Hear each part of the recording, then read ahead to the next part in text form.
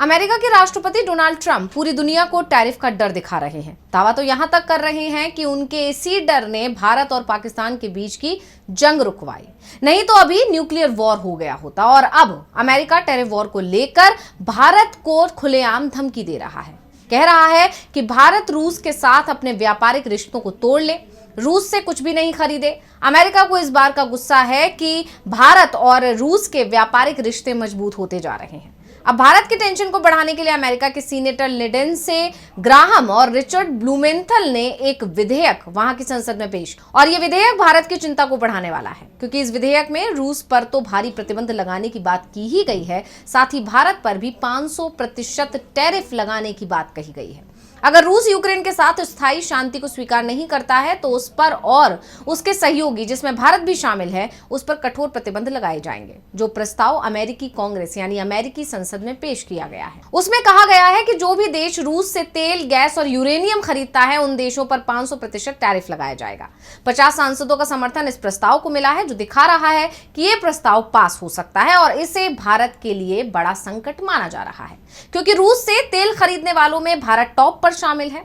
इसका कारण भी है कि रूस से भारत को कम कीमतों पर क्रूड बेचा जा रहा है। फरवरी की तुलना में रूस से कच्चे तेल का आयात 11% बढ़ा है, जो 16.6 लाख बैरल प्रतिदिन है। अगर भारत टैरिफ डर से रूस से तेल खरीदना बंद करता है तो फिर मजबूरी में खाड़ी देशों पर अपनी निर्भरता उसे बढ़ानी होगी, जिसके चलते उसे ज्यादा पैसे खर्च करने होंगे। ऐसे हालात में भारत में डीजल, पेट्रोल की कीमत आसमान छू सकती है। वैसे इस प्रतिबंध का असर चीन पर भी पड़ेगा, क्योंकि वो भी रूस से भारी मात्रा में तेल की खरीद कर रहा है, और चीन का रुख पहले से ही साफ है कि वो अमेरिका के दबाव में कोई कदम नहीं उठाएगा। दरअसल ये कहा जा रहा है कि ट्रंप की तमाम कोशिशों के बावजूद ना तो रूस झुकने को तैयार दिख रहा है और ना ही चीन अमेरिका के दबाव में आता दिख रहा है। दरअसल अमेरिका को डर रूस से नहीं है, बल्कि उसका डर रूस, भारत और चीन की दोस्ती को लेकर है। यूक्रेन के साथ चल रही जंग के बीच रूस ने एक बार फिर से आरआईसी को जीवित करने की कोशिश तेज कर दी है। आरआईसी को रूस के पूर्व प्रधानमंत्री येवगेनी प्रिमाकोव 1998-99 में बनाया था, जिसमें रूस के अलावा भारत और चीन शामिल थे। इसका मकसद था एक ऐसा मंच तैयार करना जो अमेरिका और पश्चिमी देशों के एक ध्रुवीय वैश्विक व्यवस्था को संतुलित कर सके। 3 देशों के इस समूह ने 2002 से लेकर 2020 तक 20 से अधिक बार मंत्री स्तरीय बैठकें की। इसमें विदेश नीति के अलावा आर्थिक, व्यापारिक और सुरक्षा मामलों पर भी समन्वय स्थापित करने का प्रयास हुआ, लेकिन 2020 को भारत और चीन के बीच छिड़े सीमा विवाद के बाद से बंद हो गई। लेकिन अब रूस दोबारा से इसे शुरू करने की कोशिश कर रहा है। अक्टूबर 2024 में कजान में हुए ब्रिक्स सम्मेलन में प्रधानमंत्री नरेंद्र मोदी और चीनी राष्ट्रपति शी जिनपिंग के बीच बातचीत के बाद सीमा पर तनाव कम करने की दिशा में कदम बढ़े हैं।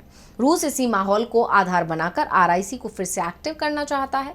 आरआईसी को अमेरिका अपने लिए सबसे बड़ा खतरा मानता है, और इसी के चलते वो भारत और चीन पर रूस के साथ व्यापारिक रिश्ते तोड़ने का दबाव बना रहा है, और इसके लिए टैरिफ का डर दिखाया जा रहा है। भारत की चिंता सिर्फ रूस के साथ तेल खरीदी की नहीं है, बल्कि अमेरिका की तरफ से भारत पर रूस से सैन्य सामग्री नहीं खरीदने का भी दबाव बना रहा है। और अगर भारत अमेरिकी दबाव में आता है तो फिर उसकी सेना के 70% हथियार कबाड़ा हो जाएंगे, जो रूसी मूल है और जिन्हें अपडेट करने के लिए लगातार रूसी मदद की जरूरत पड़ती है। तो ये रिपोर्ट आपको कैसी लगी, हमें कमेंट करके अपनी राय जरूर दीजिएगा। इसी के साथ देखते रहिए डीवी लाइव। नमस्कार।